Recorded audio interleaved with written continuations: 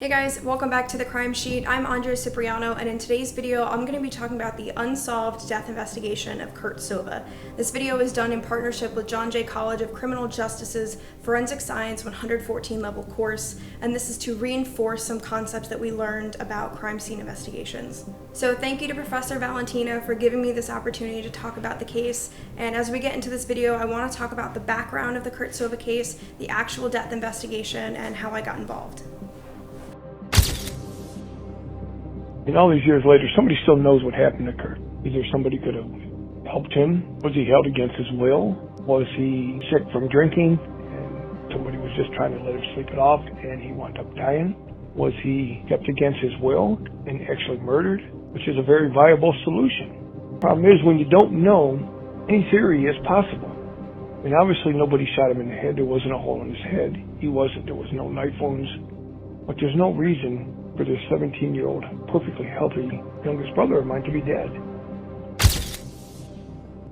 So, what happened?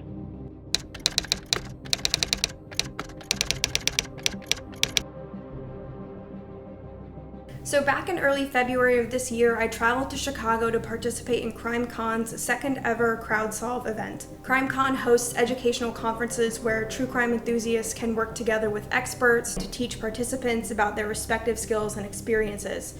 For this CrowdSolve event, participants attended with one goal in mind: to help the Newburgh Heights Police Department and the Sova family find answers to what happened to Kurt Sova. At CrowdSolve, we were given unprecedented access to the case file. We got to look at actual police interviews, we saw the transcripts, we looked at autopsy reports, and even saw some photos. So in this case, we were truly on the same playing field as the detectives. Attendees, like myself, don't need any kind of credentials to get in, but the only thing that we needed to do was to sign an NDA. So essentially, this was so that when the event was over, we couldn't go online and post about a lot of the intricate and private details of this case, because it's still an active and ongoing investigation. All of the copied documents and the case files that we were given throughout the weekend were carefully numbered, and they had to be given back to CrimeCon staff to be destroyed after the event. In the week leading up to the CrowdSolve event, I had the opportunity to have a phone conversation with Kevin Sova. He's the only surviving member of the Sova family and one of the older brothers to Kurt. Kevin and I had a long and heartbreaking conversation about this entire case. And so before we get into some of the details, I want Kevin to share with you a bit about who Kurt was. Kurt was a very outgoing kid, very, very artistic with his hands, very, very strong, mechanically minded, loved sports, loved playing football. Kurt had a little piece of all of us in him. So maybe that's why he was loved so much, because he was kind of like a chameleon. He would just be able to fit into each difference around him. He's just a happy kid. I mean, you'd come home, you had a city day, and you'd walk in. He used to walk around squeaking like a mouse. We used to call him Mousy. And he would just walk around, eek, eek, eek, eek, and no matter how bad you were, you'd look at that and you'd go, "You're a little shit." Like, really? And it would have been fun to grow up with him.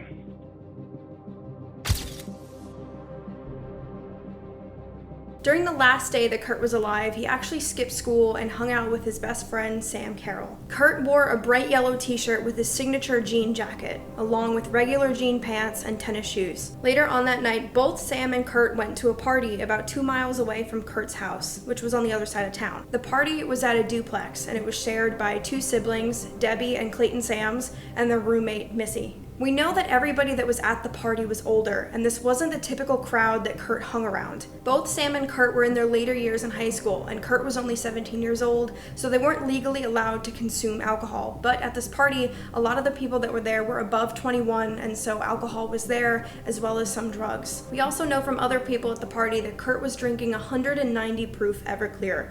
Now, while we were at CrowdSolve, we were given a little bit of a crash course on the science of Everclear, and it's a really nasty alcohol. Essentially, 1 shot of Everclear is equivalent to about 2 shots of your regular hard alcohol. So for Kurt, who was 17 and still underage, it's possible that he didn't know where his alcohol tolerance was, and so Kurt kept drinking throughout the night, and he got really sick. Over the course of that night's party, Kurt was seen stumbling around and knocking into things and getting so sick that Sam had to take him outside for fresh air. Both of the guys only had t-shirts on despite the freezing temperatures, so Sam actually left Kurt hanging on the outside chain link fence so that he could go run back upstairs to get Kurt his jean jacket.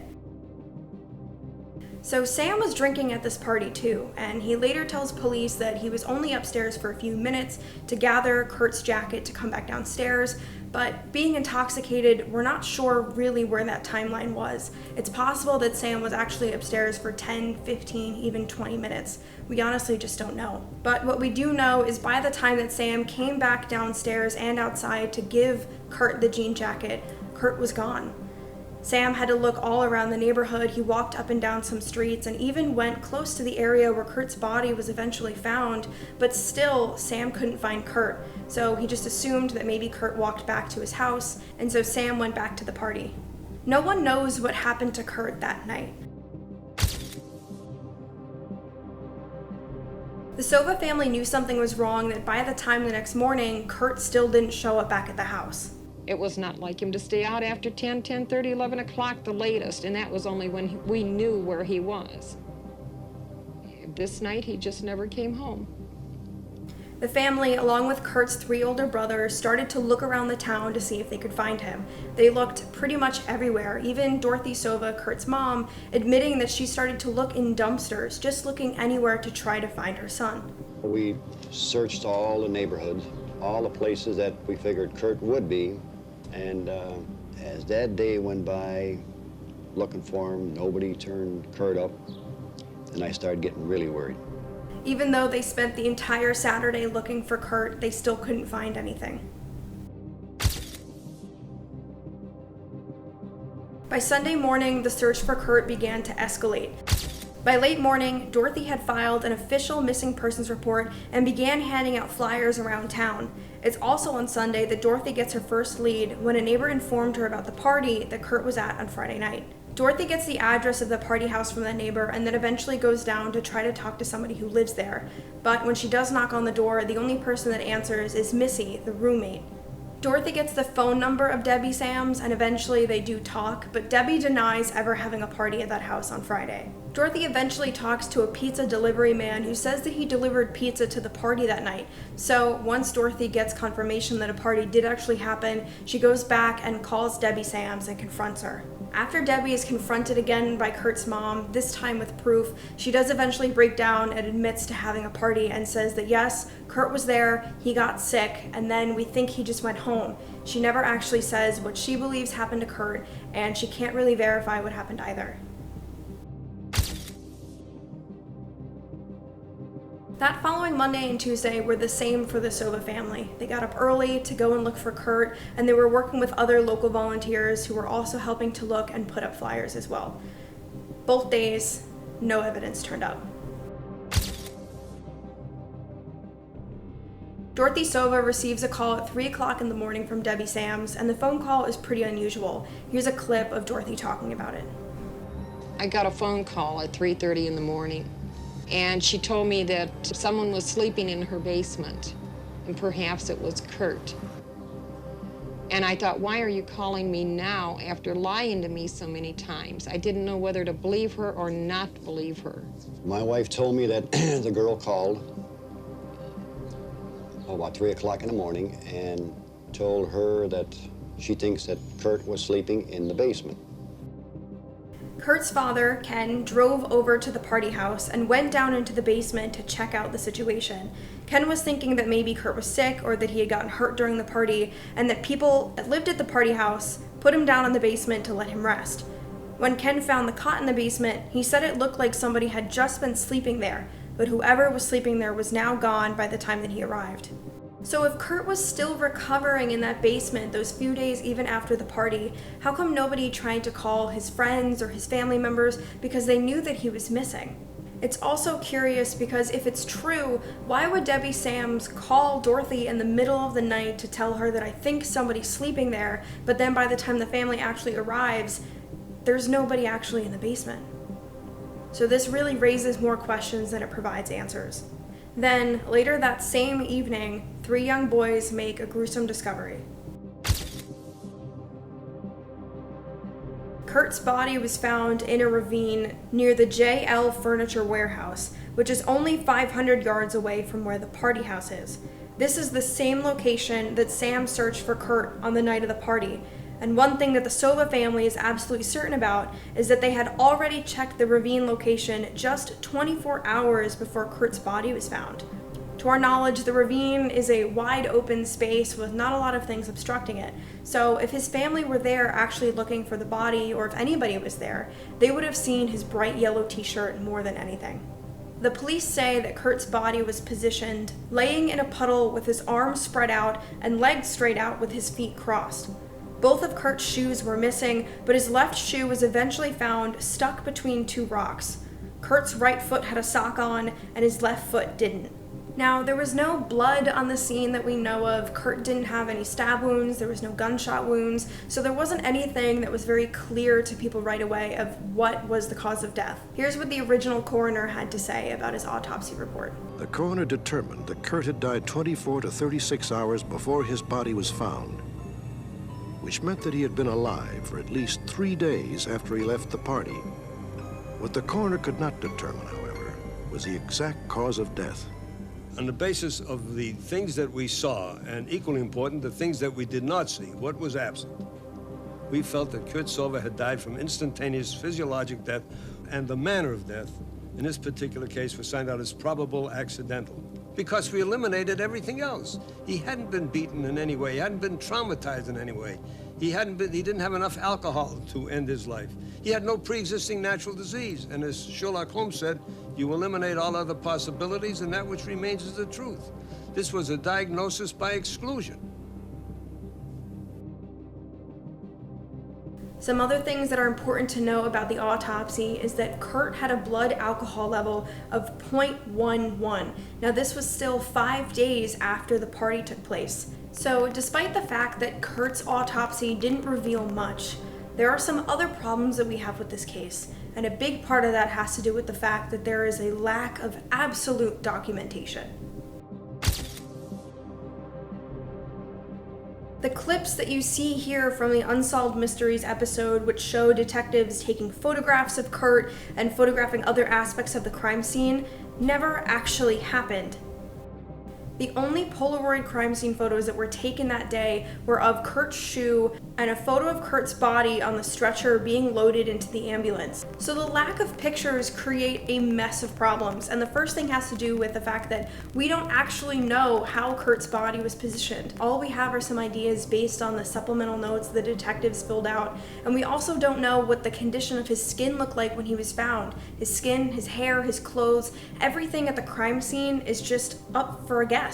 Photographing his position is also really important because that could tell detectives whether or not Kurt was maybe placed there, dragged there, or if he actually just died there due to natural causes like dehydration. Not only did the investigators not take pictures, they also didn't sketch out the environment. So we don't know where Kurt's body was positioned in relation to the warehouse or the parking lot or some other prominent things that were in the space. We just have no idea. The investigators also didn't take down notes about the weather or the temperature, and the temperature is really important because that can help define certain things with decomposition as it relates to livor mortis and rigor mortis, and so without that information, we're just left to guess. And the investigators also said that he was found in a puddle, but we don't know how deep that water was. Now, some of these things may sound like just excessive details that maybe the detectives don't need to take down, but when you're looking at a situation where you have a young man who is dead with no apparent reason, everything needs to be documented because you don't know how important any little piece of detail could be. Unfortunately, a lot of the missteps that the original detectives took when working on this case carried over beyond just the crime scene. When the Cleveland, Ohio Police Department found out that the Newburgh Heights Police Department was working on a death investigation, they offered their help and expertise, but the detectives working on Kurt's case said they didn't need any help. So a few months later, when the Cleveland Police Department actually started to dig into this case themselves, they found that the case file was missing paperwork and there was no documentation of evidence collection. What's even worse in this case is the detectives didn't expand the scene of the crime just from where his body was found in the ravine, so they never looked inside the party house. So they were never doing any investigating when it comes to the basement. They didn't look for any DNA or Kurt's prints on the cot, nothing that could have helped them piece together the timeline of what happened to Kurt over those 5 days that he was missing.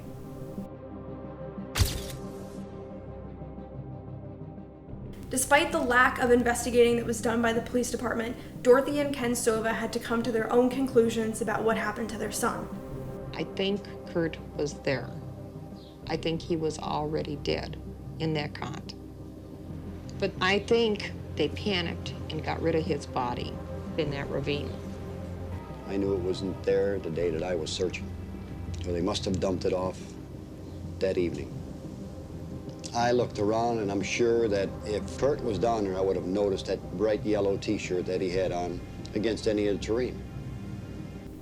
The Sova family had believed from day one that the Newburgh Heights Police Department didn't do a good job when investigating this case, and probably a lot of other cases. A few years later, their thoughts were confirmed. The Newburgh Heights Police Chief James Lucas was found guilty of falsifying documents for police dispatchers, and he was also found to have a prior criminal record, including a conviction for willfully abandoning his duties as an officer of the law. And about 10 years after Kurt Sova's death, Detective Karras pled guilty to physically abusing and harassing young teenagers that he had arrested. Karras was also found to be using drugs at the time of Kurt's death, meaning he could have been high while working on the case, further corrupting the entire file. To this day, Kurt's death is still categorized as having an undetermined cause of death. Somebody out there knows exactly what happened to Kurt, and they're just being quiet about it. I don't think I will ever come to peace with myself until I find my answers. And if I don't find out through this program, I'll keep on searching. I'll search to the day I'm buried myself. Dorothy Sova passed away in 2014, leaving behind a bunch of boxes in her closet that had all of the notes that she had taken while she was doing her own investigating. Mom never gave up. So we found boxes of a lot of things in her closet she had been doing for all the years. Any kind of conversation she had with people, timelines, I mean, very, very, very good detective work. The detectives who are on the police force now working on Kurt's case are working really hard to fix the wrong that happened many years ago. They're using Dorothy's notes to help with the investigation, and they're re-kicking up new leads, especially like what we just saw at CrowdSolve. Dorothy Sova's investigating and advocacy as a mother have really helped inspire the police department. There are no second chances when trying to process a crime scene. Once you miss evidence, pack up a body, clean up a scene, you can never recreate what was actually there. If you miss fingerprints or microscopic blood splatter or tire track impressions that you never actually collect, those pieces of evidence are not going to make it into your recreation. Those are details that you'll never find again. So if you can't do the crime scene properly once, you're missing evidence for the rest of the entire investigation.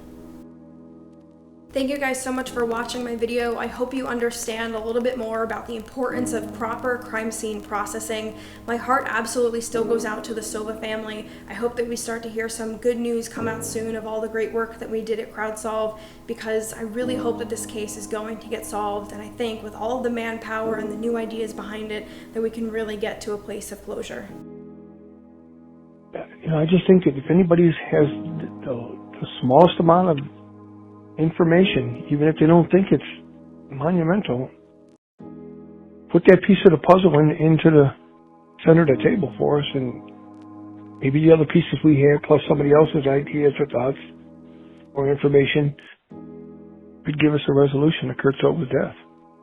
We just want closure on it. That doesn't mean anybody's at fault for that. Maybe they are, maybe they aren't. But if they're not and they know what happened, at least close the timeline. Finish the story.